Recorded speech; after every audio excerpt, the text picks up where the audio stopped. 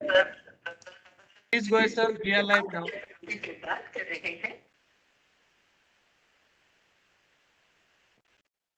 The person you are speaking with has put your call on hold.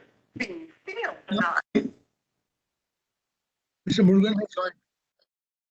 Hanji. So, Sharma, we start. Yeah, please start. So, friends, good afternoon, all of you. I must compliment Aswati picking up such an important subject and such a top-notch subject for holding this webinar. And I must thank them for giving me the opportunity of being with you on this event. India is a long mining history, and even in the exhibition of Maharajah, we have come across iron and metals. And rightly so, because we are a large nation, we are endowed with huge mineral resources. And even today, when the mining sector is not doing very well, we are the fifth largest producer of the minerals in the world.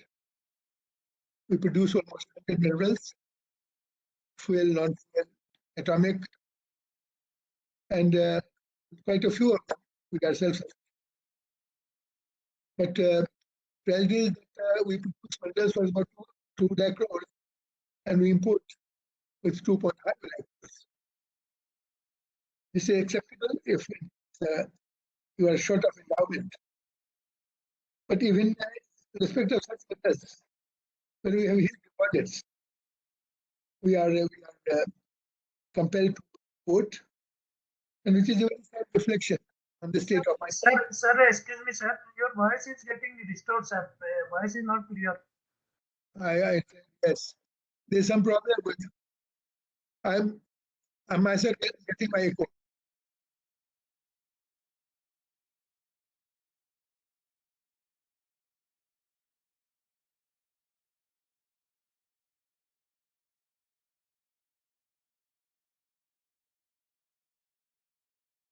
Is it better now? Yes, sir. It's better, sir. Go ahead, sir. Not yet. I'm still making corrections.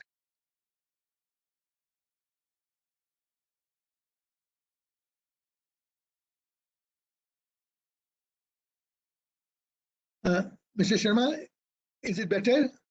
Better, sir. Please, sir, go ahead, sir. Okay. So I'm telling you that is very unfortunate that even in respect for which we have huge mineral deposits, we are importing. Like say coal.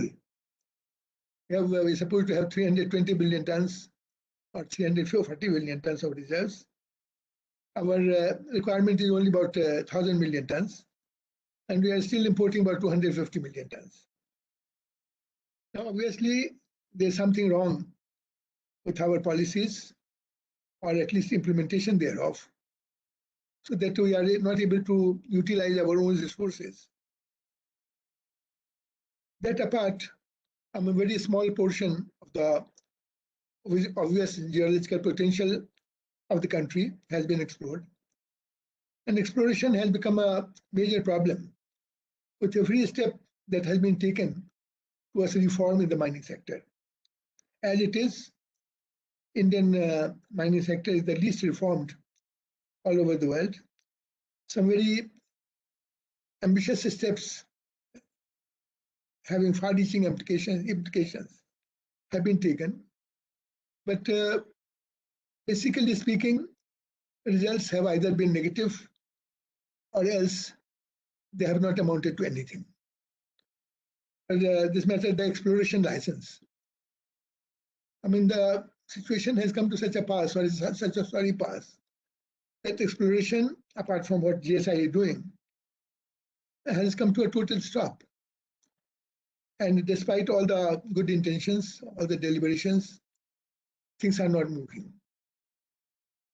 One major reform has been already made effective in coal sector, that is the National Coal Index.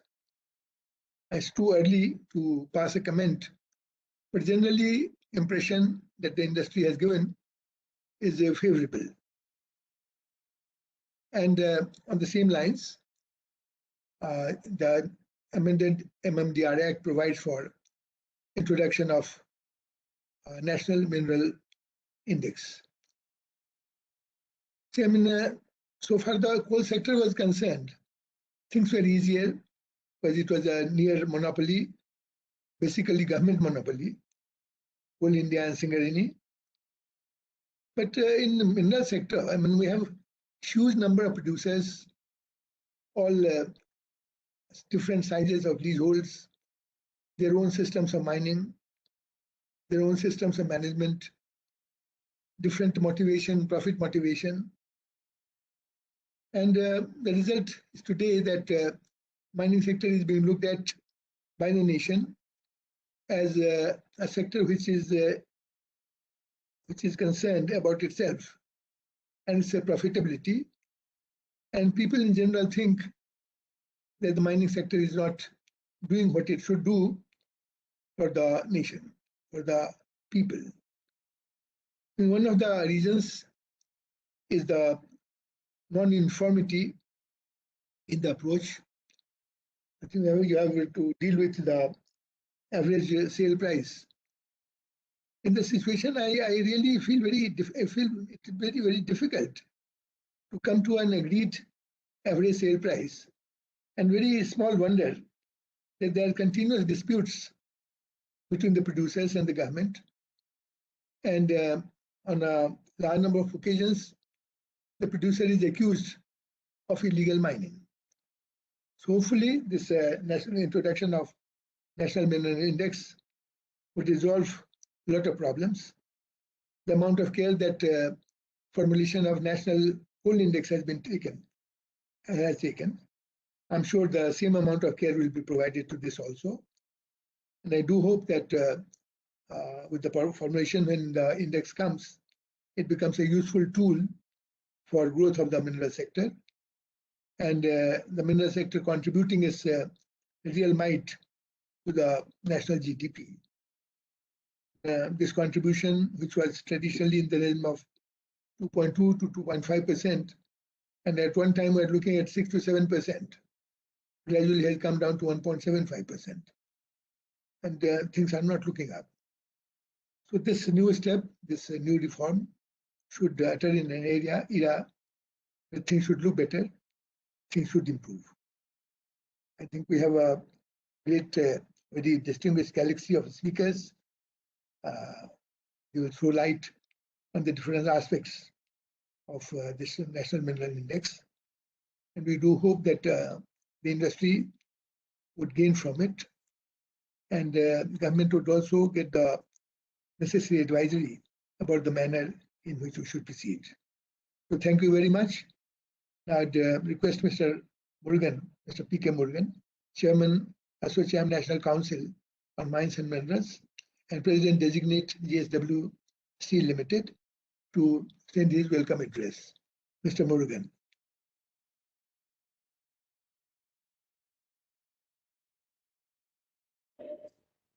Yes. Good afternoon. Are you able to hear me? Yeah, I can. Yeah, I can. Yeah, thank you very much.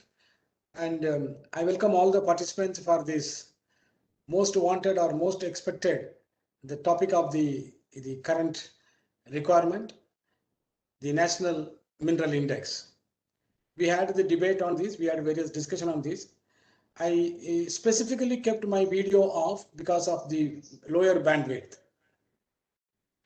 I thought to take up the concerns of the possible opportunities, especially with the current regime, with the reforms in the minerals sector, in the current process of acquiring the mines through the auction process. It becomes all the more essential that National Mineral Index needs to be put into place immediately. And as per the original understanding, the committee was supposed to be formed, having the representation or the stakeholders from the state governments, wherein mineral-rich states like Karnataka, Orissa, Chhattisgarh, Jharkhand, representatives, Government of India, Ministry of Mines and other stakeholders were to be involved to arrive at this National Mineral Index. I'm pretty sure that it goes a long way once this national mineral index is formed and put into place and stabilized with all the stakeholders' requirement taken care of, I think the whole purpose of the Indian mineral industry will be achieved. But today in the process, when we start, what are the issues which we feel are the concerns which needs to be addressed in the national mineral index which is to be formed? The first and the foremost thing which comes into the mind is that mainly if I take raw material like iron ore as the first topmost priority, I feel that yes, it should be taking into account all the iron ore which is being consumed in India, which means any iron ore which goes into the domestic consumption should be taken as the basis, because today in the auction mechanism, the royalty, the premium, the DMF, the NMET, everything is to be paid based on what is published by the IBM. And IBM publishes the price on average sales price. And today, as we stand, as per the rule 42 of the mineral, the average sale price is published on the basis of the calculation, which is the reserve price or the floor price for the mining lessee to pay the premium and everything. It is published based on the dispatches done by the various mining lessees, be it for domestic or it for export. And of course, it does capture only the non-captive mines. It does not include the captive mines. So today the index talks about 2-3 phenomena. One is the sale of iron ore for domestic as well as export.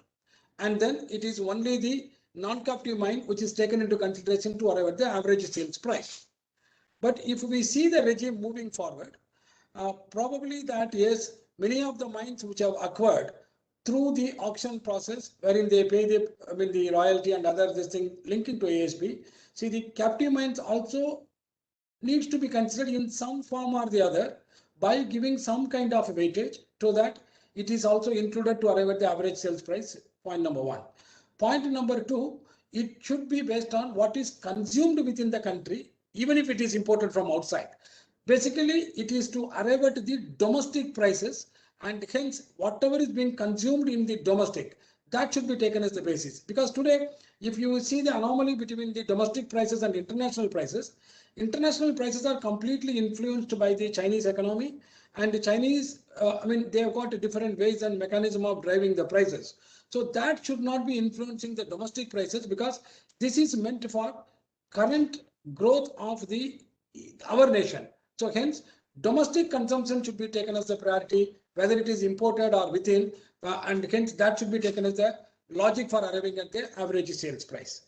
And also, when we talk about the export, what is the current anomaly we have? In the export, probably it looks like that as per the current rules, almost all the deductions are made in the case of export. From the mines, whatever is being done, the local logistics, the duties and other expenses, whatever is being made, that is allowed as a deduction. And hence, actually, in the case of the export, the exporter is paying the lower royalty because he is paying the royalty linked with the IBM prices as published, which is lesser than the actual realization what they are getting. And in the process, the domestic people are compelled or asked to pay the higher royalty prices. Say, for example, if we take the recent data of last quarter or maybe 2 quarters back, the export realization as given in the IBM's the website i3, that talks about the higher realization on the export, whereas those lessees are paying the royalty linked with IBM, which is on the lower side.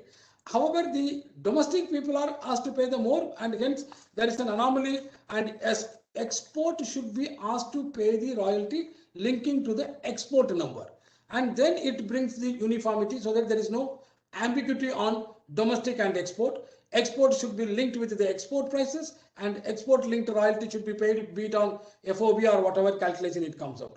This is one anomaly which we need to look at.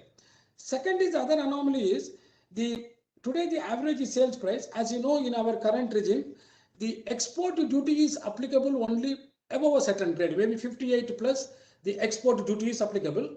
58 and less, the export duty is not applicable. So when you see the export happening, the average sales realization on a lower grade is actually becoming more. And if the lower grade fetches a price, 58 plus grade, once you apply the duty, which is at 30% today, probably it comes lower than the net sales realization out of a lower grade.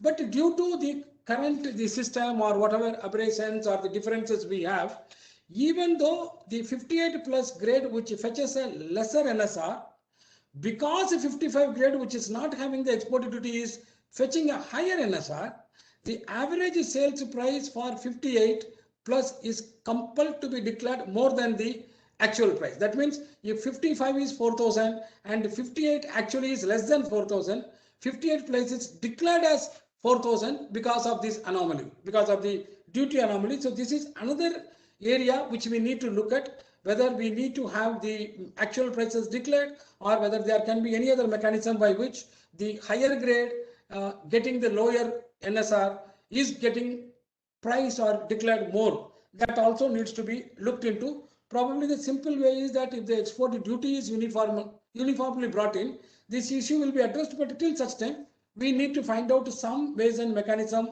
how to address these two anomalies. One is the domestic consumption and the lower grade getting a higher price and the higher grade getting the lower price, but IBM declaring the same price for all the grades. That needs to be looked into.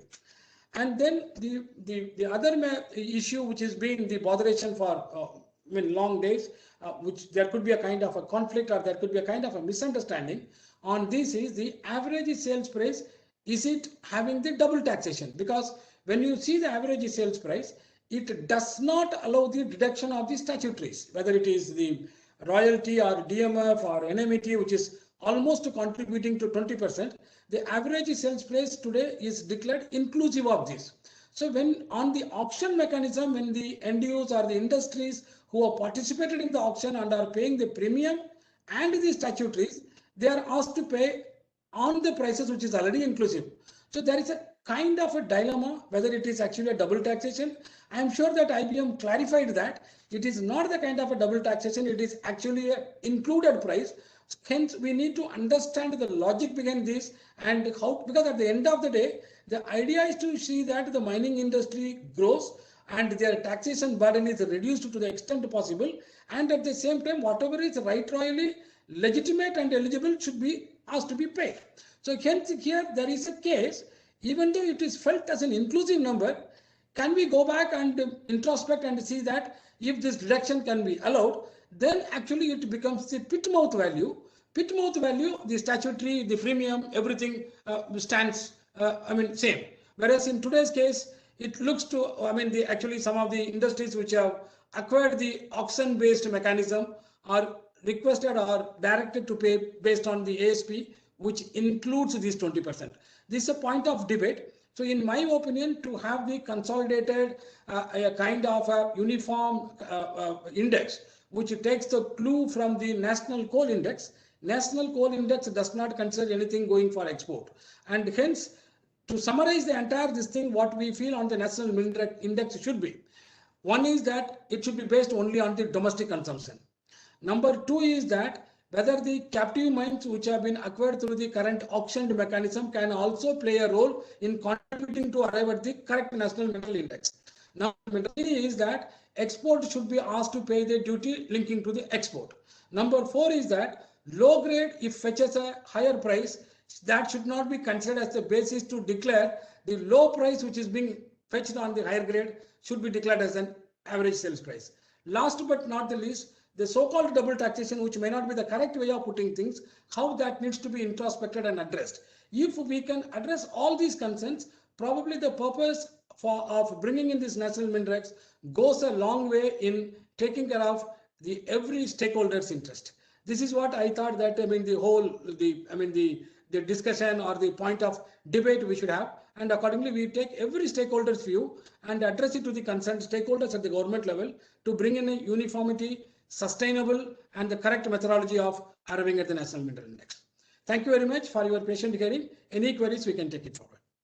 Thank you, Mr. Madhavan. It's a wonderful explanation of the state of affairs. Minus 58% fetching more return for the miner than plus 58%. And this double taxation, I'm sure these aspects will be taken by the government for formulating the National Mineral Index. Just one question. You said that exports should, so the import should also be taken into account. And what price will you take the import? The imported price will be considered, or the equivalent in the indigenous price, domestic price? The imported mineral which you are going to take into account, what price should be taken into account?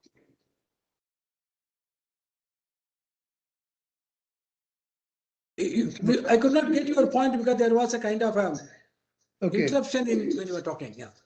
You said that all the mineral consumed in the country should be taken into account, including the imported one. Now, when including the imports. Yes, the price, that imported price will be taken into account, or the price of the equivalent domestic rate? No, what I was trying to communicate was, if India is importing 1 million ton of an import, and we are producing or consuming around 180, 190 million tons of domestic price, the weighted average of the imported value and the domestic consumption can be taken as the basis to arrive at the average sales price declared for the month.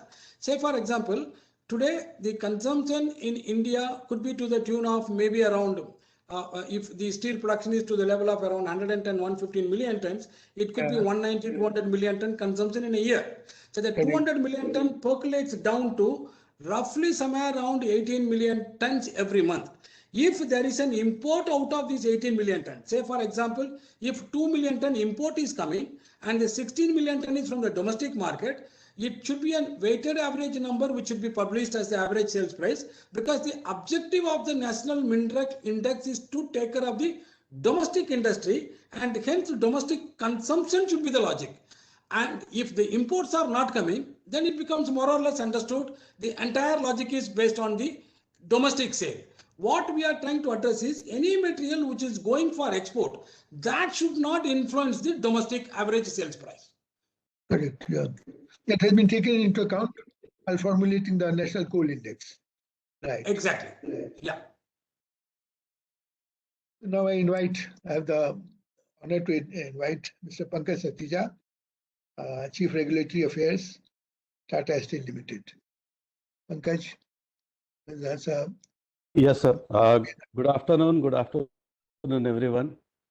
This is a very apt topic as on today, and many people are wondering what it is all about and how it is different in light of National Coal Index. So if you see the 2020 circular of NCI, National Coal Index, actually it is Office Memorandum, it says that based on the recommendation of the High Powered Committee chaired by Shri Pratyush Sinha, Ministry of Coal has prepared the National Coal Index to be used for the purpose of auction of coal mines for commercial mining on revenue sharing basis. So here the objective is clearly defined. One, that for the purpose of auction of coal mine for commercial mining and revenue sharing basis. And if you look at NMI order of 2021, which is for mineral index, it says that the undersigned is directed to state that Ministry of Mines proposes to constitute a committee for examining the incidence of double calculation of royalty due to inclusion of royalty in calculation of ASP of minerals and developing a national mineral index for valuation of mineral resources, determination of value for auction mineral concession, and statutory payments for future auctions. So there are certain similarities. One is again on the auction, but there are certain other things which are attached to this notification. So the basic question is that when the government is trying to go for a paradigm shift, and there are many other simplification of taxes, why not it can be done to the mineral sector also. So royalty is constituted and came, I mean, though it was much before in the ancient India also, 2% of the value of minerals was there in Kautilya time, and in Ramayana also it is mentioned in Ayodhya Kand that Balishar Bhagamuditya Nipasya Arakshati Praja, means 1/6 of the value can be given as a tax to the government. It is mentioned in Ramayana in Ayodhya Kand, and that has a different words for it: Bhag, Shulk, Kar, I mean, as we have cess, tax and royalty, but it was 16%. And if you see the overall taxation in India for the mineral sector, it is more than 50, 54, 58. Even though corporate taxation was reduced. So the point here is that when the royalty was instituted in Indian sector, that time it was on a concession was given to a lessee. Lessee used to work for that mine and he used to pay certain royalty. Now, when you are having money as an auction and everything is loaded, then why you are having different segments of DMF, NMET, royalty premium? It can be one go and the system itself can change. So that is one point which can be thought of. And if you look at the history of royalty also, sir, I mean, the first time the comprehensive review of royalty rates on all minerals happened in 1966. In first time the study group was constituted by Union government in 1966. And the study group has submitted its report in 1968 and recommended delinking of royalty rates from the pit mouth value for most of the minerals and suggested unit of production as the basis. Today also there are many minerals which are on per ton basis, certain are on ad valorem basis, and some are on hybrid basis also. But this pit mouth value was delinked in 1968, and the subsequent study groups, which were constituted in 73, 78, 84, 89, retained the tonnage system. So now again we are going with the taxation and all those things that are double royalty and royalty over royalty. So this part also has a different interpretation. Many feel that it is not a tax. Many feel that it is a tax. So when some people feel that it is not a tax, then why it is double taxation? So there is a case on this, sir. In Madras High Court, in the case of India Cement with state of Tamil Nadu, had ruled that royalty is not a tax. And this was in 1988.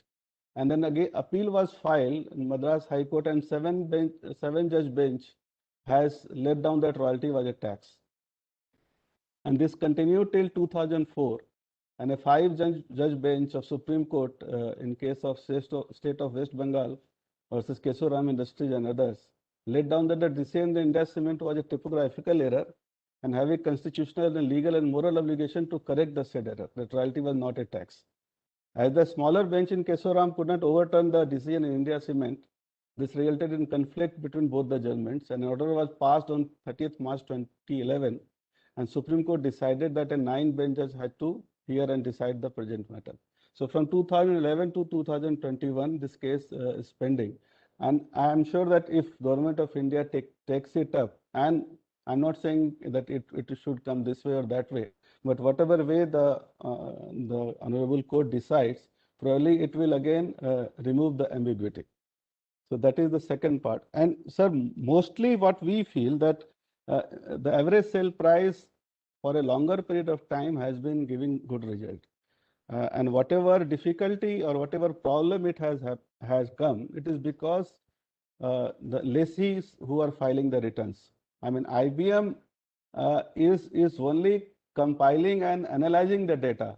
So if the data filling is not proper, IBM would have very few resources and manpower, and probably it will be beyond the ambit of them to check if why a lessee has put 800 rupees or 1000 rupees as a R&O price when the prices are 4000, 5000. I mean, it will be far more difficult for them to analyze and find out the real. So most of the time we see that prices are marked as under reference. So the onus also lies on the mining companies that they should fill the data correctly. Now, in National Coal Index and Mineral Index, there are many dissimilarities also. In coal, there is one notified price of Coal India. In minerals, there are many minerals, and many times those who are in discussion today, many of the panelists are from steel sector. So iron ore becomes the major point. But then if we look at the other minerals also, and even in iron ore also, there are different states who are producing, and there are different buyers and different opportunities depending upon the location of the steel plant, the quality of the material, and the other parameters. Like if we compare with the international market, it is mostly on dry metric ton, and where we are paying royalty, where 8% moisture is there. So we are paying royalty, we are paying freight and everything on the water which is inherent in that material. So basically, it is the mathematics of the calculation, and that becomes far more important if we can resolve all those issues. In terms of locational advantages and the buyers, sellers influence and pull, the different regions in the country also have a different market regime also. If you see the earlier operating mines of Goa, mostly they found that it is far better for them to export. One is the quality, second is their own river transport, and third is the proximity. And the good quality management system most of the Goan mines have, which Japanese steel makers have relied. And in Indian market also, though the Fe percentage may be the same, but most of the steel players, they will also like to attribute the alumina and other impurities into the steel markets. So overall, I would say that if we can fill the data correctly, if we can address rule 38, 39, 42, royalty over royalty, whichever we are not saying that the taxation should increase, but then it will definitely help the industry to propel it further. And the Government of India initiative to remove the captive and the non-captive distinctions, and the kind of sale which are allowed for the captive miners in the open market. There is a new form of iron ore pricing which will also come. In addition, what the new lessees who have bought the mines on high premium, that will also further complicate the scenario. So how the Government of India and the system will take into account, that has to be seen in terms of different sellers, different buyers, different geographies, different kind of material with different impurities, and of course the moisture.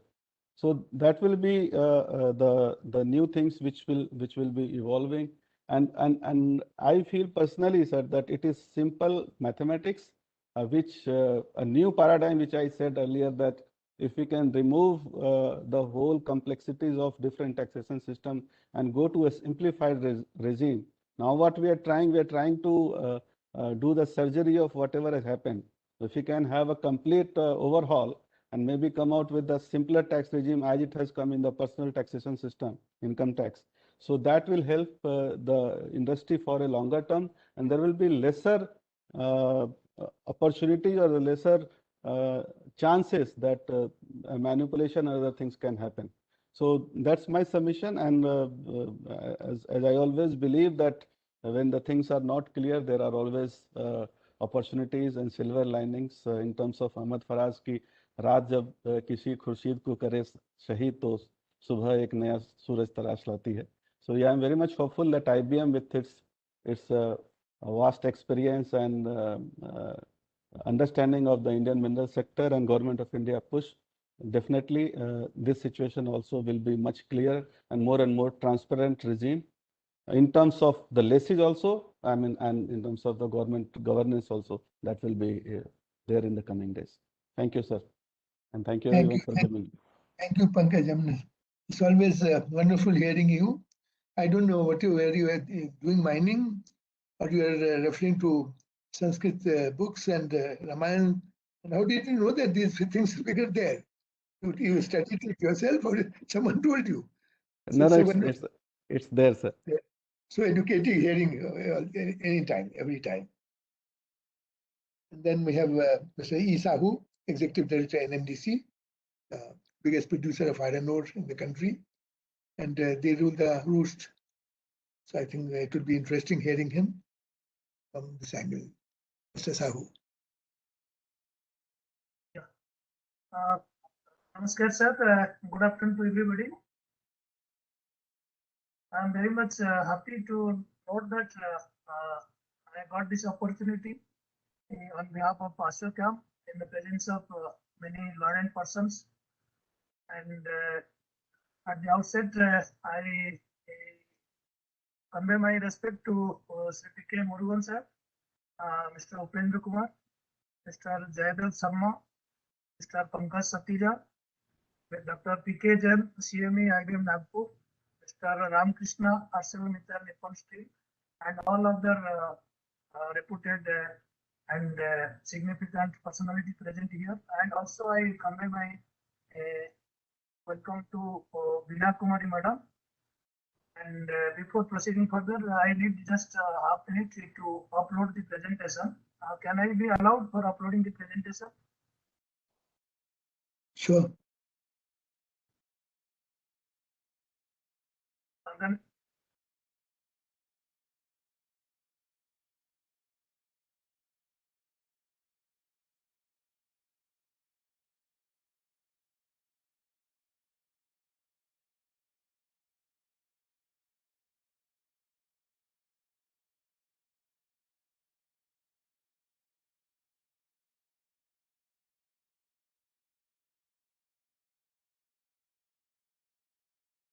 is it visible? Not yet, Mr. Sahu. Yes, sir. Yeah. Now it is here. Yeah. So I welcome you all again. And this is a small presentation on National Mineral Index on behalf of NMDC Limited. The contents are existing price benchmark and features. What is the need for this National Mineral Index, and comparison between National Coal Index and other minerals, and National Mineral Index and its impact, and impact on different stakeholders, and finally the way forward.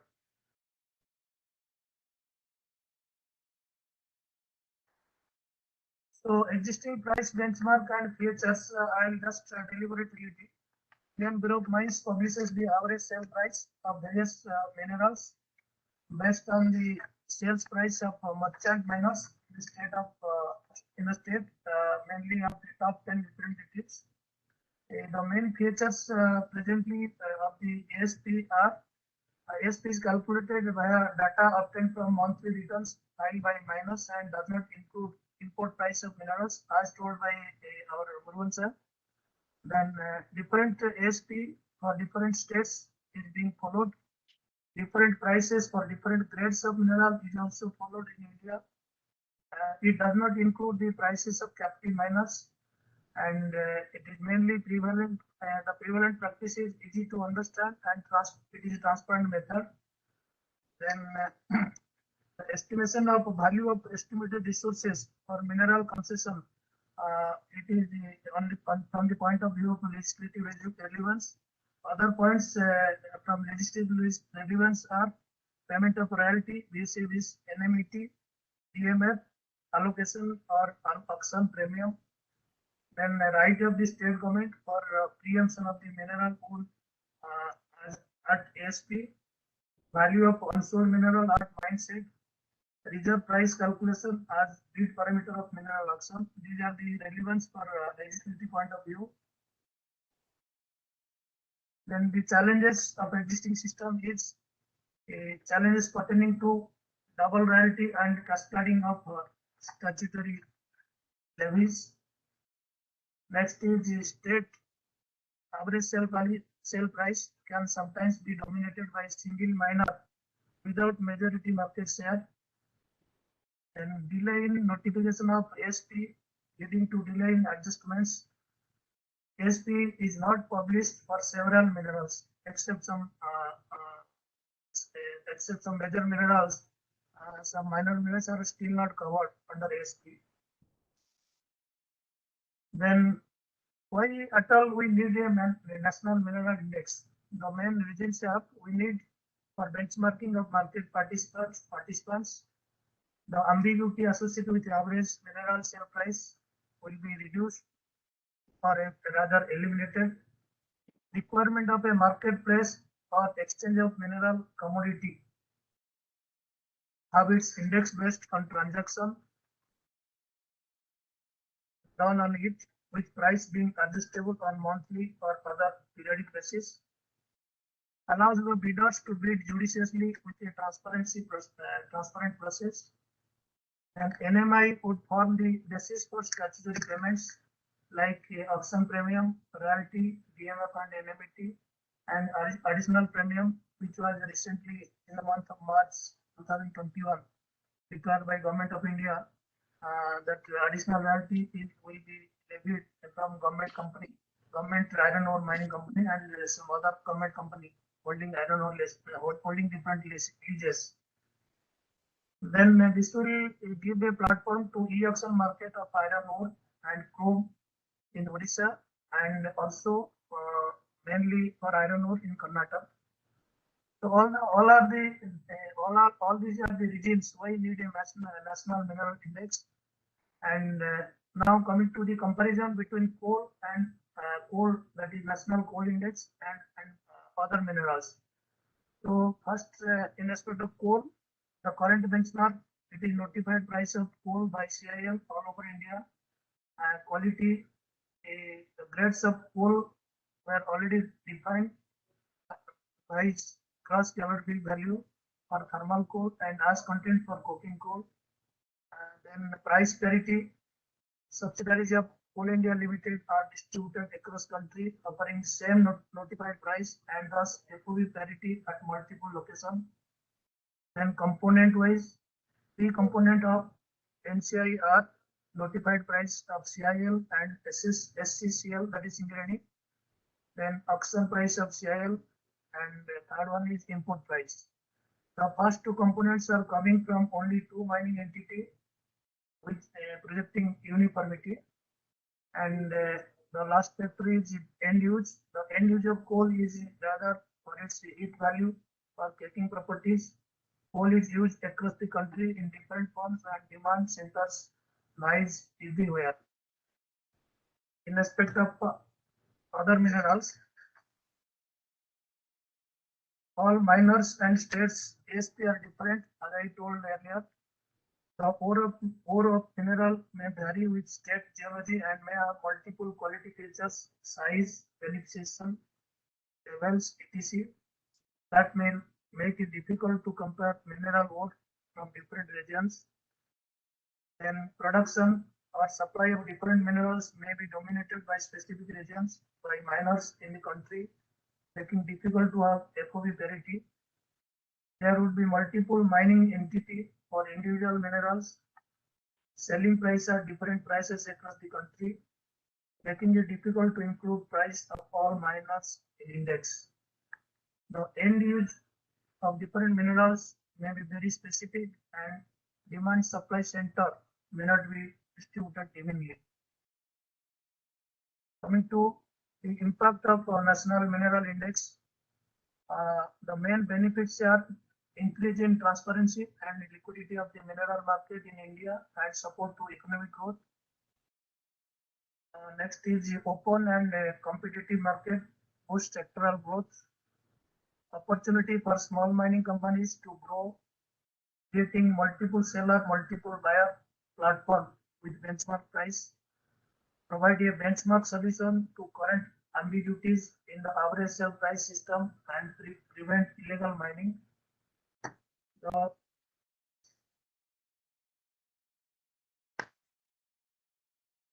common index for a mineral in the country for representative pricing. NMI can be used for mineral trading, purchase and sale of mineral at exchange. Common index for collection of statutory levies across nation instead of state-wise ASP, average sale price. Questioned efficacy of IBM ASP may be mitigated by pricing by a national mineral index. These are the opportunities. Then continued about its impact of NMI,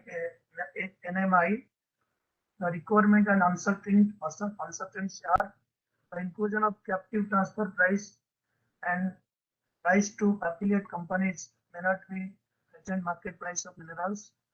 It would be difficult to attain landed cost parity, which is the actual cost of procurement. Stakeholder consultation post design of NMI methodology would be fruitful. Physical trading hubs can be proposed for different minerals. Difficult to attain common methodology for all minerals as the market representation via production, import and export may vary drastically in quantity, quality and region.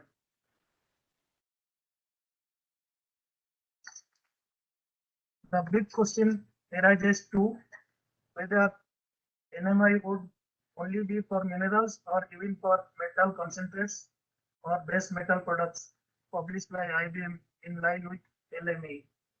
Whether minor mineral would be included or not. What about the notified prices of minor mineral by state government? Then impact on different stakeholders. The major stakeholders involved are buyers, then government, common citizens, suppliers, global market, society, and in respect of buyers, the raw material costs for buyers like captive consumers, affiliate buyers may increase. The cost of other buyers may increase or decrease depending upon the weightage assigned to captive prices, import prices, and merchant prices. And for government sector, the increase or decrease in revenue with NMI price over IBM SP may lead to increase or decrease in revenue collected by the state exchequer on different premiums, royalty, or levies. And data collection and periodic calculation of NMI may be a challenge. For common citizen, business opportunity for mineral trading in case of physical mineral exchange is set up. Increase or decrease in landed cost of minerals to value add industry may lead to increase or decrease in final product used by the people. For suppliers, cost of allocation or auction premium and GST accumulation may increase or decrease for mineral producers based on a printed price of NMI. Miners in the state of lower IBM ASP may lose their price competitiveness as NMI may attain a FOB price parity in the country. Then in respect of global market, formulation of the NMI may provide a benchmark to foreign exporters about prevailing prices. Inclusion of NMI in global reference indices for specific minerals may lead to purchasing power of Indian buyers, less price dependence on global indices. And for society, the increase in cost for buyers and suppliers may lead to cost-cutting exercise in other aspects, which may lead to reduction of CSR, that is corporate social responsibility, or social welfare, or environmental management, monitoring budgets or expenditure. Now, finally, the way forward, what is proposed next? Unlike coal, minerals are consumed by non-regulated industries like steel, aluminum, cement, etc., which necessitates different methodology for the calculation of NMI is NCI. Transfer price between the captive mines and plants should not be part of index calculation. Plants of sister or associate companies of the mines having long-term contract should not be included. Or for metal such as copper, gold, and aluminum are linked to the benchmark metal price, and therefore this should continue to remain the same and should not be changed. Then, for better convenience, we should start with the iron ore. This National Mineral Indexing should start with iron ore, which has more commercial mining than most of the minerals. Adding metallurgical grade, addition of metallurgical grade bauxite and cement grade limestone and other minerals may be done at a later stage. Consultation of various stakeholders is of utmost priority before moving to the formulation of methodology for National Mineral Index. These are some of the suggestions, and with this few words and brief presentation, I conclude my speech here. If any question is there, you are free to ask. Thank you. Thank you, Mr. Sahu. Such a comprehensive presentation. I think every aspect of it has been covered. Typical of NMDC, which always believes in doing a very thorough job. And my compliments to Mr. Sahu and his entire team, which has done this job. I hope these papers will be forwarded to the government so that they can take these aspects into account. Mr. Yes, Sharma? sir. The key points I'll send to you, sir. Yes, sir, sure. Yeah. Thank you, Mr. Sahu. Wonderful. I compliment you. Thank you. Yes, sir. Thank you. And then we have Mr. Ramakrishna Chinnamsetti. Kumar, sir, Ji. actually, sir, what's one request there? After Mr. Chinnamsetti, you can invite Mr. Amit Jain from Vedanta to be Okay. the speaker, sir. Right, sir? Thank you. Mr. Chinnamsetti is from Head Projects, AM of NS. What is that? AM/NS. Mr. Sharma? AMNS, sir. Sir, that is ArcelorMittal. The ArcelorMittal and Nippon Steel, sir, in short. Okay. So, Mrs. Ramakrishna, welcome. Thank you, sir. Thank you very much, and distinguished panel and HCOM and Madam Dina Kumari and the team from MOM. So good afternoon, all of you. Indeed, the NMI is a lot of significance now because of the present regime of auction. And our eminent speakers and earlier the co-panelists also spoke about the NMI. So if you look at back the average ASP, average sale price, so the primarily which is to be published by the IBM on monthly basis, which is the basis of the monthly returns, which is to be filed by all the merchant miners, and that is the basis for the arriving ASP. And all these days which were the IBM was publishing time to time. And now the scenario which has changed significantly because of this auction. Most of the mines now, particularly in Odisha and other sectors, Karnataka, it has started with Karnataka C category when the mines were reserved for captive consumption only. So where it has started that actually the ASP, the weighted average of ASP will not be considered of the captive. And earlier also SAIL and Tata Steel were the major producers, but however, after auction scenario, they started with Karnataka and then Odisha and other states as well. So Karnataka, when the C category mines was started auction, then it was acquired by JSW and other the captive users. Then the around 5 to 6 million ton of iron ore which was produced and consumed within the state, that was not considered in the weighted average of the IBM sale price. And apparently the Odisha recent auctions, if you look at the 40 to 50 million ton of iron ore which is produced now, it is for the captive consumption, and also that also not being taken into account. Earlier it was all merchant miners, most of these mines were operated by the merchant miners, and that was taken into consideration the weighted average of IBM ASP. So the scenario changed, and the system also changed, and also a lot of amendments, reforms are coming up, particularly the 25% of mineral which is to be allowed the captive mines sale in the market. So then it has been amended by 50% now. So the captive mines are also allowed to sell the mineral in the market. So but however, the necessary changes have not come in, not in the effect of the IBM ASP. So it is the need of the hour. Is changing the modalities, but the bold step which has already been taken by the government of India formulating NMI. So only the modalities now to be framed with the common consensus of the industry and then the policy makers and the larger interest of the nation. And now a lot of importance for the NMI because of particularly the auction scenario that the big premium and other royalty duties and taxes which is to be paid on the basis of the ASP. So ASP has a lot of significance now, a lot of importance now. So that how to formulate this NMI, that actually in the larger interest of the nation and also in the interest of the industry and as well.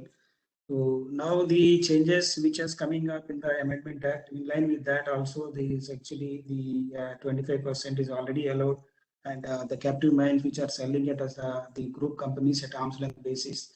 And now we all know that actually how this the transactions are happening, even the group companies also, it is transparent mode, and everything is through GST. and it is a transparent mode of online.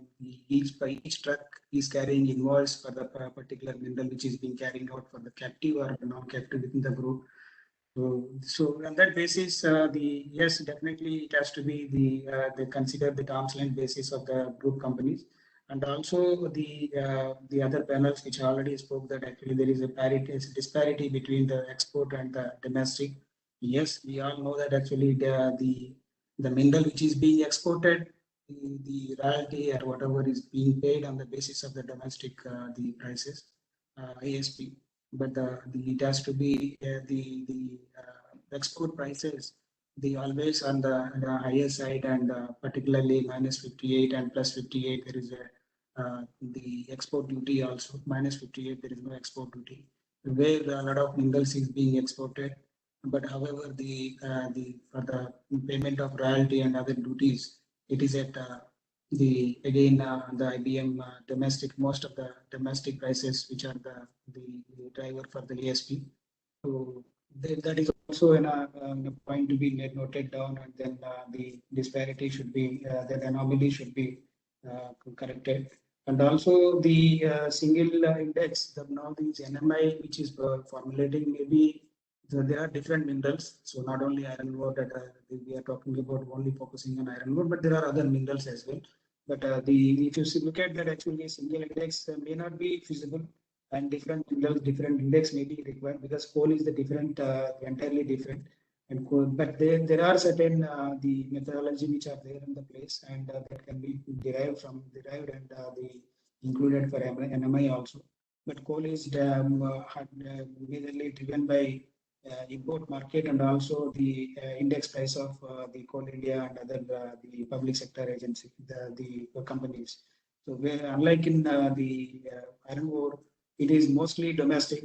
So the imports are very few, and it's always very limited quantity of iron ore is being imported to the country. And primarily some of the steel mills and some of the pellet plants which are being imported for the blending purpose at the rate of 5 to 10% max. So that is different. But otherwise, the imports are very nominal. So that is why actually a lot of the significance and also modalities need to be arrived in the common consensus of the whole industry and across the other minerals which are part of the NMI. So the largely now the suppose the Odisha, now suppose they are producing the 100 and above the million ton of production, and also dispatches, out of which now 40 to 50 the million ton which is consumed by the produced and consumed by the captive and merchant miners owned by the captive steel plants. So there the true weighted average is not actually, we can't, we may not say that actually that is the true weighted average, because of the 50 or 60 odd percentage of the material which is being consumed and which is never considered in the weighted average of ASP.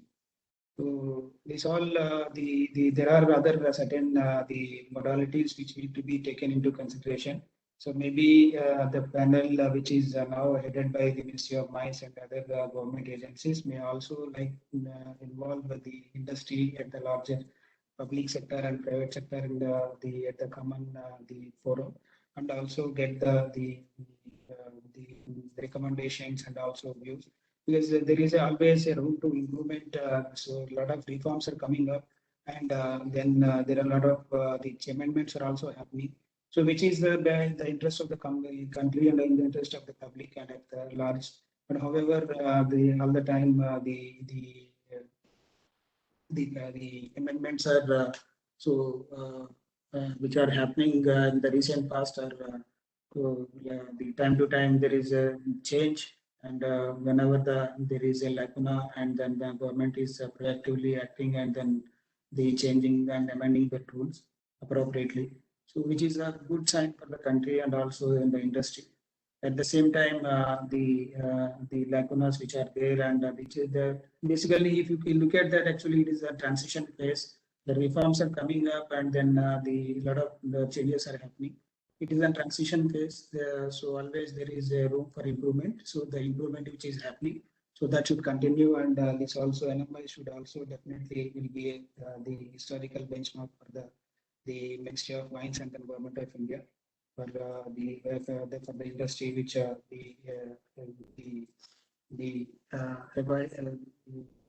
which primarily focusing that actually transparency and the uniformity in the sector. So with this, I conclude my the observations and the views. And thank you very much for this patient hearing and giving me the opportunity. Thank you very much. Thank you, Mr. Shetty. It was really optimistic note that is being transition phase. Things are bound to get complicated occasionally, but let's hope that going forward, things will settle down and come to a stable level. I only hope that things go in the positive direction. In certain reforms, things have gone in the negative direction. That shouldn't happen. I'm told that Mr. Amit Jain, Lanta, he has some pressing engagements. I'd request him to kindly present his views, kindly share his views with us. Mr. Amit Good Jain. evening, everybody. Am I audible? You're audible, but you are not visible. Yeah, now you are. All right. So first of all, I welcome everybody on this forum, and it is a much awaited opportunity for all of us to forward our viewpoints on this very important topic. And I also first want to congratulate Ministry in bringing up the recent amendments in the MMDR Act, and which are definitely forward-looking and path-breaking. In addition, I also express my gratitude to Dr. Veena Kumari, Madam Joint Secretary in Ministry of Mines, Mr. Sarana Bhavanji, and Mr. P.K. Jainji from IBM. So, number of amendments, as we have seen, already taken up, like single-stage composite license, exploration to operations, and I would say the permission to given to private players to participate in exploration is going to change the mining industry as such. Opening of the mining sector without having any distinction on captive and non-captive is another important step, and with addition of allowing 50% from captive mines to be sold is going to increase the production levels. Our government is moving progressively and have already formed the committee on the topic for addressing the concerns of royalty to royalty on royalty, the ambiguities in current ASP, and definitely by formation of National Mineral Index in particular for minerals like iron ore, bauxite, limestone, is going to bring a lot of transparency. My only point, limited point, would be that modalities of NMI can always be discussed. We have a listening government. Only thing is we need to be very clear on the purpose and objective of the formation of NMI, and it is definitely to rationalize and simplify the present system of ASP. If that objective is achieved, only then the NMI exercise becomes a success. We all know the kind of ambiguities that exist in terms of royalty inclusion, DMF, enmity in ASP, as it is considered as cost of production, whereas in coal, the largest ore mine, the same has been excluded. There is a learning from there which needs to translate here. The calculation of ASP in certain minerals is happening from the end product prices, like metallic grade bauxite, which is a non-representative of the actual market prices, and it is a big barrier or a demotivator for a aluminium industry to expand further. The limiting the number of transactions is one of the reasons we have heard earlier, but aluminium is as such an industry which by design is not having number of number of players in it. So that cannot be a reason of non-correction of much needed ASP rules in sight.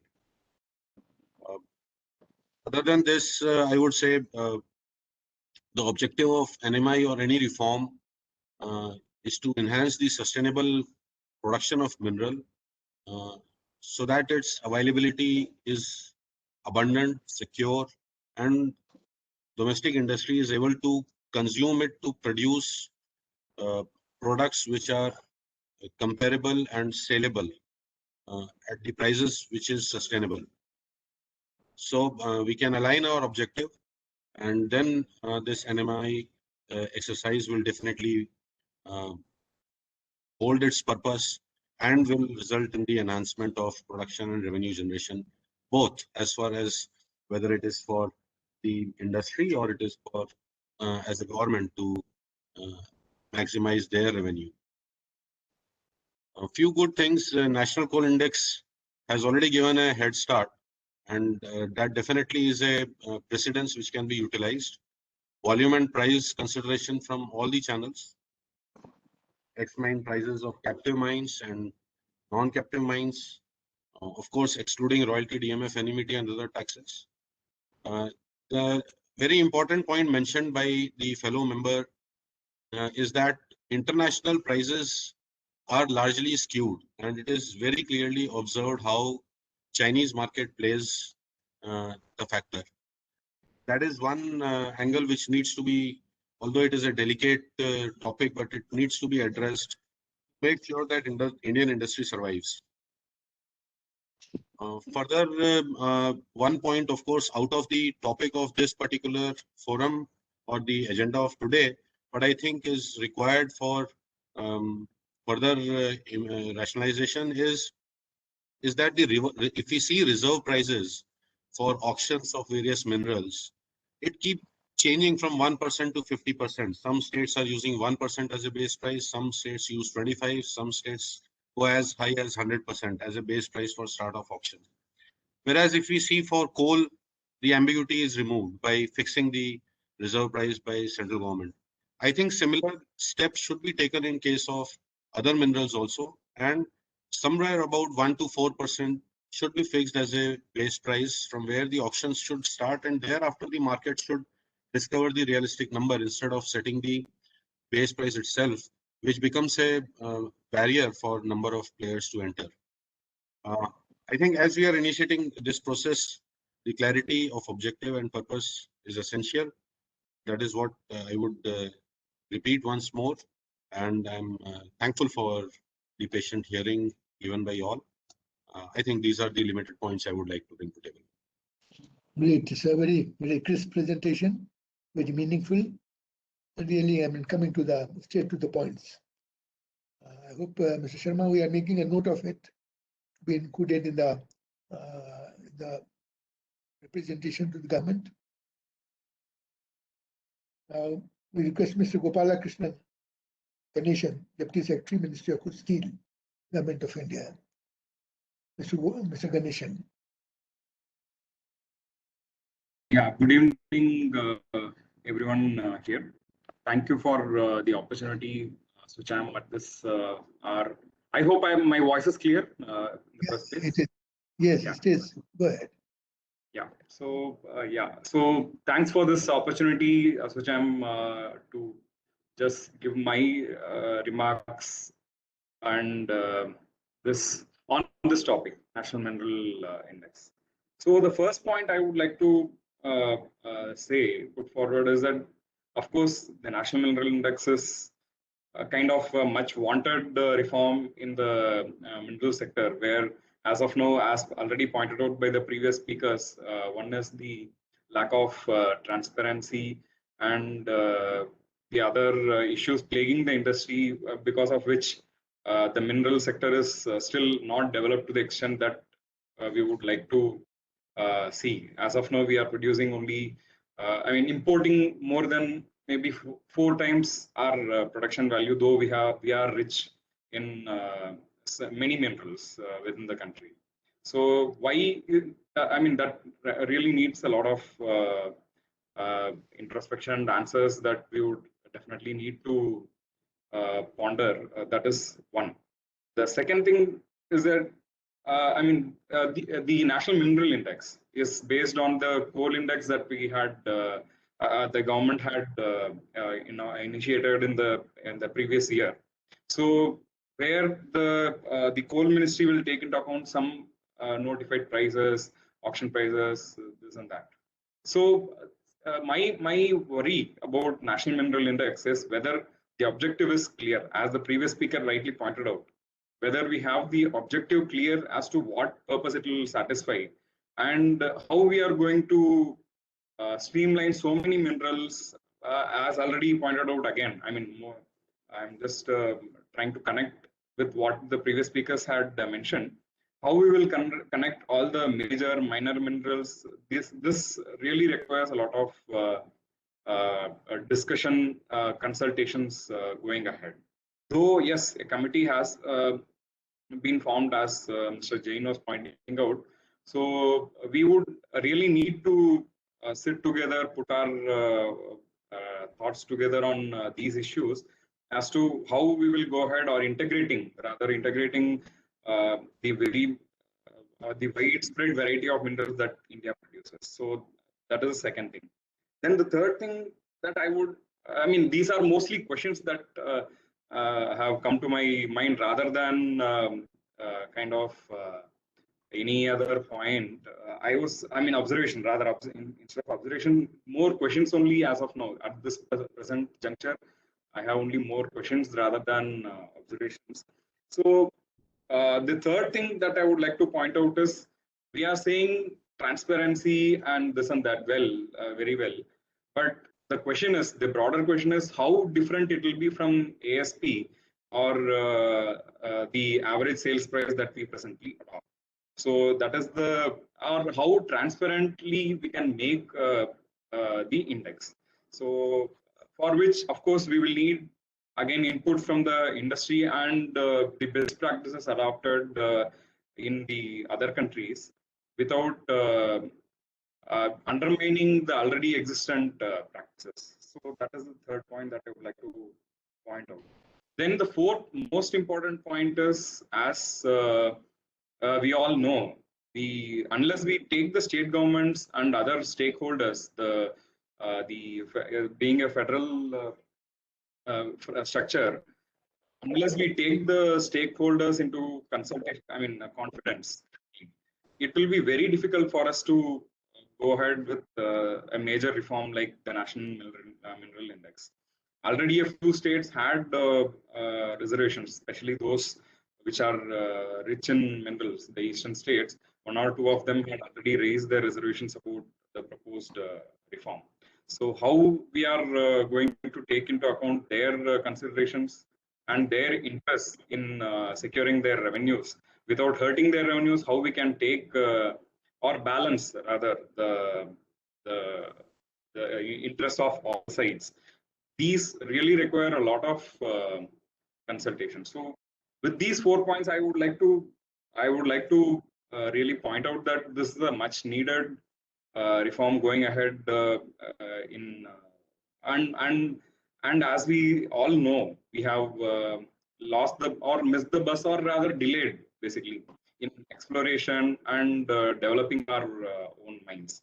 So it is it is more important to really plan some index, a transparent index like a mineral index, where or through which the future prices, future of pricing will be more transparent and more effective or attractive to the players. With this, I would like to conclude my observations, or rather my questions, more than observations, and so that this really, leads to a positive policy in the setup. Thank you for the opportunity again. Thank you. Very, very pertinent and pointed questions. And it's really up to the industry and how effective the product can be.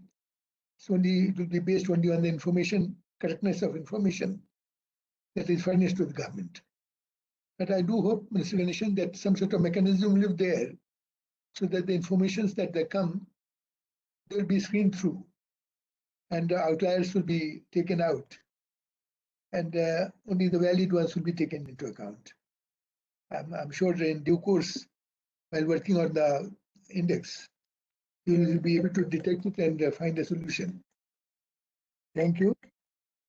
Now, I'd request Mr. P.K. Jain, Chief Mineral Economist, Indian Bureau of Mines. I have heard him earlier occasion at the World Mining Congress. He's a very learned man, very well informed, and he can really be a guidance for us.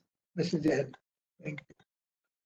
Good evening, esteemed panelists and all the participants. I request you to kindly make me a presenter so I can able to share my screen.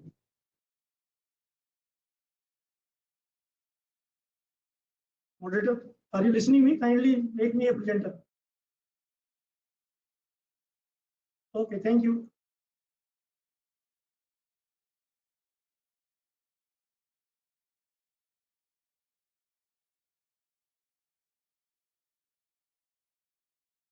I think my screen is visible and my voice is also audible. So you are. Thank you. So as we were listening from last 1.5 hours about the National Mineral Index, and simultaneously we were discussing about the average sale price number of time. So most probably I am going to present you the background of this National Mineral Index, vis-a-vis the role of the ASP, if some corrective measures is going to be made in that. So this is a little bit of a disclaimer that whatever the views I am presenting here, maybe not of the view of the IBM or Government of India. So as we know that at present this royalty, DMF and admit are calculated based on the average sale price for the metal and minerals published by the IBM on monthly basis. Average sale price is computed based on the return filed by the lessee of the merchant miners. I think everybody may know it. There is a proposal to develop a comprehensive and broader based market determined National Mineral Index for determination of the different levies and taxes on the line of the recently launched National Coal Index. This National Mineral Index will determine the value of the mineral that will form the basis for calculation of the royalty and other such levies of the selected minerals.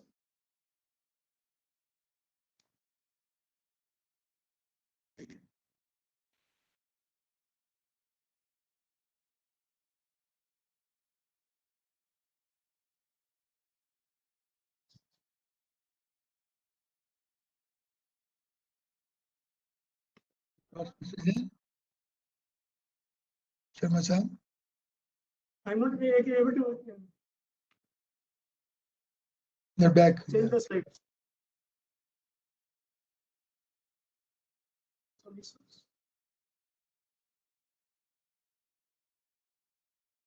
Again, sir, I will do.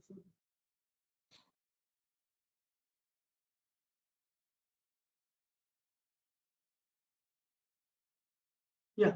So this, as we know, this National Coal Index, the purpose of this National Coal Index is to have a determine the premium and have a revenue sharing on the percentage basis on a market-based mechanism. And as we know that under this National Coal Index, monthly computability, forward-looking, and availability to capture the coal trade in India.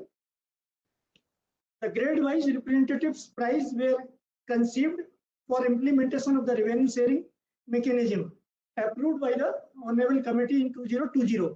That says rigorously statistical analysis were undertaken to establish the import price of the coal from the 3 countries as proxy of the different grade of the coal. And the NIC is amenable to revise as and when there is a substantial change in the wholesale and trading pattern in India, composed of the different sub-indices which may be suitably used for the independability. So each sub-index of the group grade is a standalone index. For each sub-index, the price 3 sales channel, notified price, auction price, and import price have been taken into account as relevant. The weight of the representative sale channel are based on the value of the transaction. So the value will be quantity of the coal multiplied by the price. Weights in each sale channel, the representative price is the weighted average of the price of the coal from all the sale channel that are notified price, auction and imported price. And this representative price is compiled for each grade of the coal. There is done at a time to launch a tender process of the coal mines based on the grade of the coal in those mines. And weight of the representative sale channel are based on the volume of the transaction. Volume means quantity in each grade. So these were the three slides in the background, how we are going to switch over the same things in the NMI. So this is a little bit a pictorial view of the ASP. I think all of you may be convergent with it, but just maybe a revision. Mine owner is submitting the monthly or the annual return. So based on the return, this under the rule 45 of the MCDR, we make the dispatch and the sale. So the dispatch and sale, there may be a sale database, application detection, and the mine head dispatch. So based on the dispatch by the non-captive mines, presently we are taking the where that sale has been taken on arm length basis, and we do the processing, then sale value, then that is a domestic sale and including export, and subsequently the verification has been made by the X mine price of the each transaction by the mine owner, and based on that has been compiled, and the average sale price has been published by IBM, state wise, grade wise, and on all India basis also. And this price, as we know, that is used for the royalty, DMF, NMIT, which has been paid by the lessee to the state government, and subsequently it has been used for the bidding process also in the as per the mineral auction rule for the upfront payment, performance security, payment of the premium, and some other dues based on the ASPs. Now, what the point I want to highlight here in this program, that if we are taking this ASP may be taken as a base. So ASP may be one of the component of the NMI, because only the minor merchant sale, that's X mine price, may be considered as a ASP for the NMI. To fetch the mineral wise, grade wise import data through the DGC, as we are telling in the coal index, they have taken the import also. So if we take that same concept in this national mineral index, obviously we may require to have a import price of the minerals. So under that import price, what we are having presently, that DGCIS data, they may be having a limitations as far as this different type of the MCDR grade is concerned. As the grade of the mineral production and the HS code of the import are not maybe the same. There may be problem in considering the import in line with the NMI for the coal. Very erratic nature of the import price may affect the NMI badly. The import value of the mineral commodities and the metal may be landed cost, inclusive of the import duties, countervailing duties, shipment, port, and other charges. So that has to be deducted if you want to have a real head price of the import. The group of the mineral like coal, coking coal, non-coking, further gradation based on the calorific value may not be admissible in the non-coal minerals. Since the regulation sector, like is Coal India Limited, coal consumption is much higher than the non-coal regulatory sector. So this national coal index will be more regulated and reflected the sector price. The national coal index give a methodology to compute an index, while the revenue sharing mechanism require a coal price per ton. It should be clearly mentioned how the index would be used to arrive at such prices. How the NMI will be determined in case where the sale has not occurred and where there is no production of the mineral is there. Presently, the practice of calculation of the ASP by using weighted average of the X mine price is also in line with the concept of the National Mineral Index, except the consideration of the import price. Therefore, it may be ensured that the problem to determine the average sale price may be addressed in the new system. The single NMI for the mineral of the all India may be considered instead of the state wise.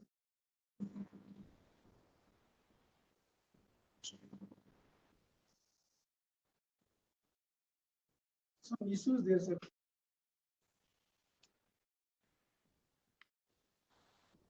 I'm not able to forward. Sorry, sir, again I will do. I'm not able to forward my slides.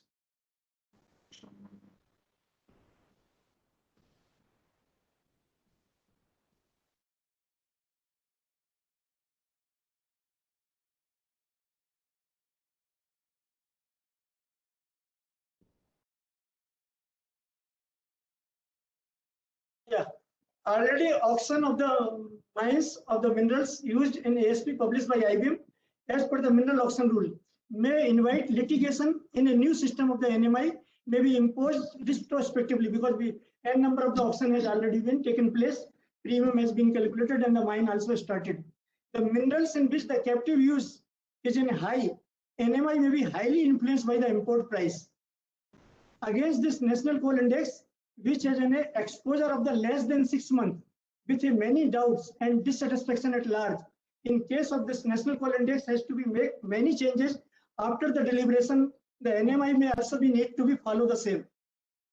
Further, this national coal index, there is only one commodity with certain grades, whereas we have about 25 minerals and more than 75 grades and all. For the some mineral like just we can say the copper ore, where the just 1% of the copper is there. For the lead and zinc ore, where the lead and zinc exclusively 10%. Such type of the character of the mineral, how we are going to address with the grade of the mineral in the NMI. The concept of this notional price for the NIC is also a dynamic price, while we are using the actual price captured through the returns. So coal is predominantly a public sector as well as a sector of very large scale player, where the MCDR mineral has a big public and private along with the small sole traders working just with the 10 or 20 workers also. So this most probably may be the last slide. What the necessity we feel in the impact on the ASP. X mine price is the sale price at exit point of the mining lease provided by the ML holder. So wherever the dispatch has been made, we are making the ASP as an average. So that is a ASP is a statically computed figure compiled by the X mine price. ASP is particularly used for the benchmark factor for a particular mineral grade or a state for a month. The state government revenue of the mineral sector is mainly from the royalty, which is based on the ASP published by the IBM. The ASP for the particular month is taken for the computation of the royalty for the month on ad valorem basis by the state government as per the Schedule 2 of the MMDR. The payment of the DMF and NMET are also associated with the percentage of the royalty. ASP. The average ASP is taken for determination of the reserve price of the auction mineral blocks. Bidding parameter, upfront payment, performance security, payment of the premium as per the mineral auction rule. And as somebody was telling that earlier, there was a pit mouth value or there was a royalty based on the tonnage basis. But this high level committee, this is so called as a UDA committee, they also has recommended that wherever this international price or wherever there is a price can be of the dynamism of the ad valorem, that has to be adopted by the government. And there are a few more challenges in the present ASP also, like the timely submission of the online return, sale from the outside lease area if the sale has been not done at the point of the lease, sale has been done subsequently month, mixed grade of the sale, when the grade has been mixed by not having as a standard MCDR grade, domestic transfer has been done, the sale has not done, but it has been transferred for the sisters concerned. What will be the price? Average of the EMP, as we are telling, this is a averaging weighted average of the X mine price. Sometimes the price reported in the X mine price and the sale invoice, they are differing. Then the sale of the captive mines, as we are telling now, the captive mines also can be able to sell in the as a merchant seller. So that price also has to be fetched. And what about the big auction premium, which has been going to be paid by the successful bidder? So whether that can be as a part of our average sale price or as a part of the cost of the commodity or not. So with this, I think this was my last slide. So thank you very much for the patience hearing. And I could able to put forth that what is the national coal index vis-a-vis the average sale price. Thank you for patience hearing by all the panelists as well as the other participants. Thank you, sir. Thank you, Mr. Jain. Thank you. Very ably presented difference between coal and minerals. This is a big challenge, but I'm sure capable shoulders are there who will address this challenge. Maybe initially there may be sort of shortfalls, maybe deficiencies, but gradually moving forward, we will learn from whatever has happened, and those corrective actions will be taken. In due course, of course, we'll achieve a NMI, which is more or less workable and perfect in the situation. Now we have come to Niti Aayog, Mr. Saravanan Bhavan. I request him to kindly share his views with us. Niti Aayog is a very important component of the government, the guide for the government, and it has a lot to contribute in respect of mineral sector. So, Mr. Bhavan, request you to kindly make your presentation.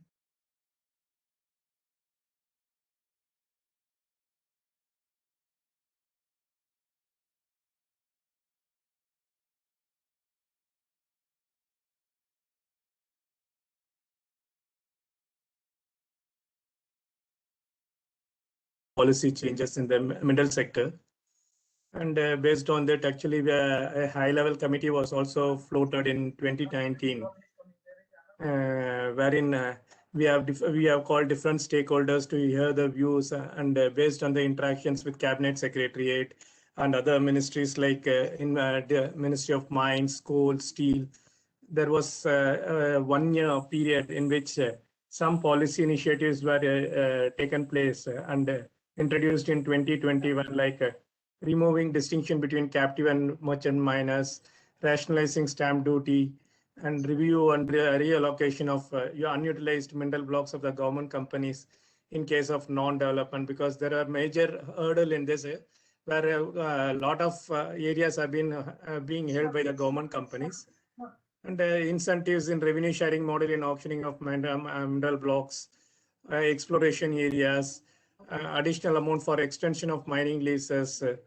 and district mineral fund, national mineral exploration trust, and the final one is the national mineral index.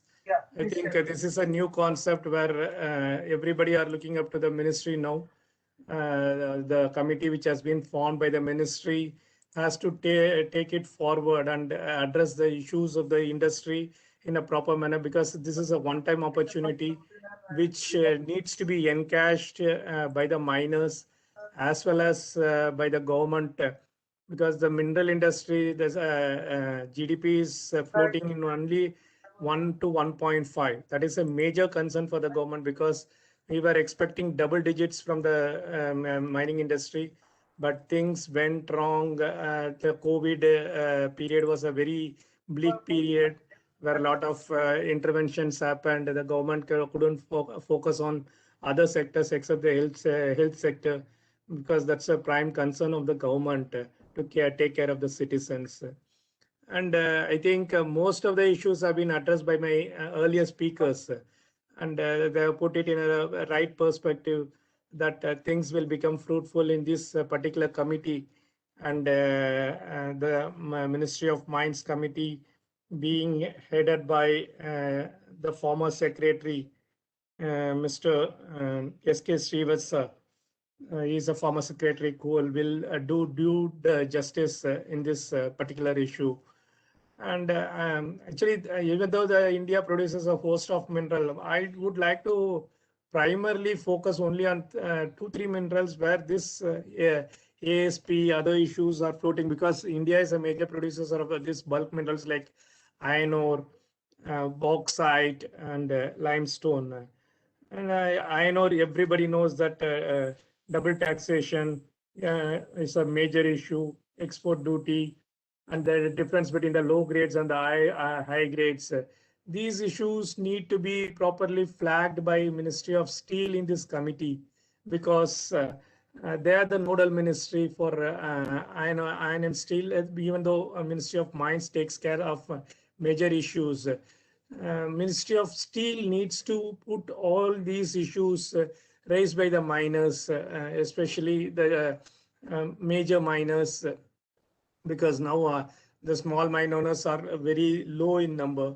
So these things has to be taken because we have a vision of going for 300 million tons, all those things, even though it's very difficult to do it, but we should strive to achieve that potential to create that 300 million mark to set up the infrastructure, because indirectly this will give impetus to employment and the revenues of the government, because the government is mainly dependent upon iron and steel sector, because it's a major sector where infrastructure, connectivity, rails, roads, all are going to come up in a very major manner.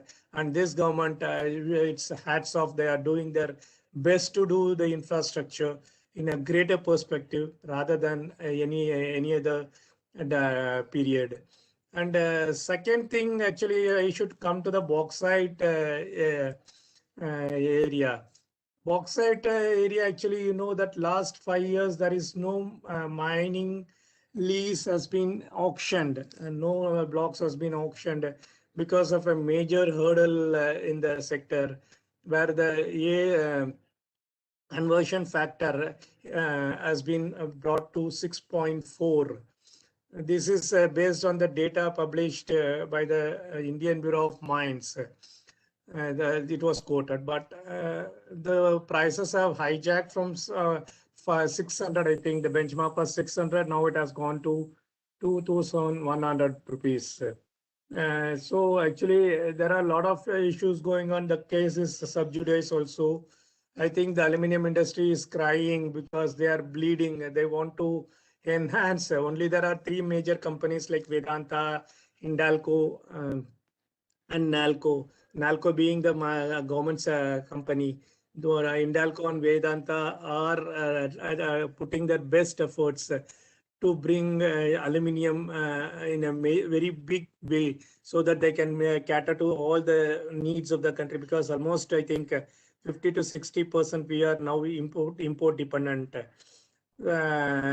So this conversion factor needs to be revisited. That's the prime focus of the aluminum industry.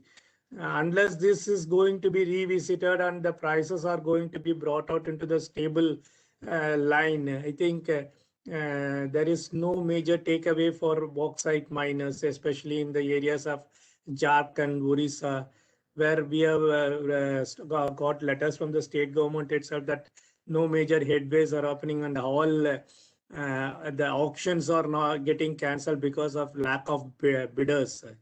So this is a precarious situation. Actually, the government needs to intervene and do something, and this committee may do justice, is the prayers of the aluminum industry. And one more issue is that actually the aluminum industry is suffering because of the whole big amount of coals is imposed on them at the rate of rupees 400 per ton. And they are also requesting for parity in the pricing of coal used in captive power plants for non-power sector, which is currently charged at 20% above the notified price of coal for power sector. So these are the major hurdles which this committee should take up. This is my personal opinion. It's not an opinion of Niti Aayog. And the renewable power obligations for aluminum industry need to be encouraged. Ministry of Power needs to be brought into this fold. So there are multiple issues which is there, and I think this particular committee, which is formed at the right juncture, will look into the aspects of all these issues. And even there are a host of issues like the import duty on copper concentrates. Actually, copper is very scarce in India.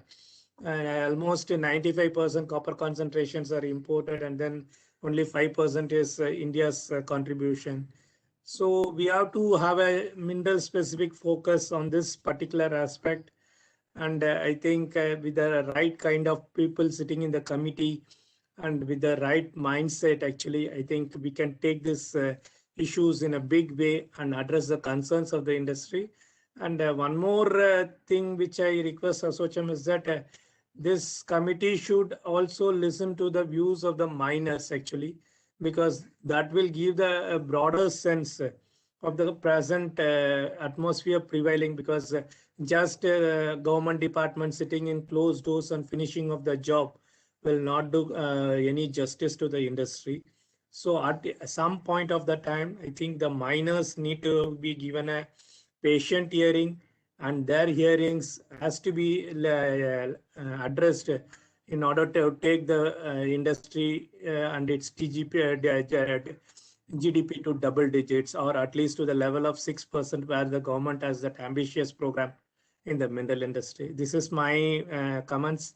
This is nothing to do with Niti Aayog. My personal comments are submitted.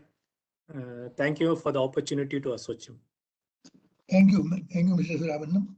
So I admit you have already said that these are not the views of the Niti Aayog, but the fact that the executives or the senior officers in the Aayog have held these views, that's a very encouraging sign. And the suggestion that the miners should be given a hearing and the hearing should be made effective, that's very important. You also rightly addressed the reasons for the slowdown in the mining industry. Admitted that Corona has been a major factor. But I request your attention to the basic difficulty about the exploration. Mining can always move only on the basis of exploration.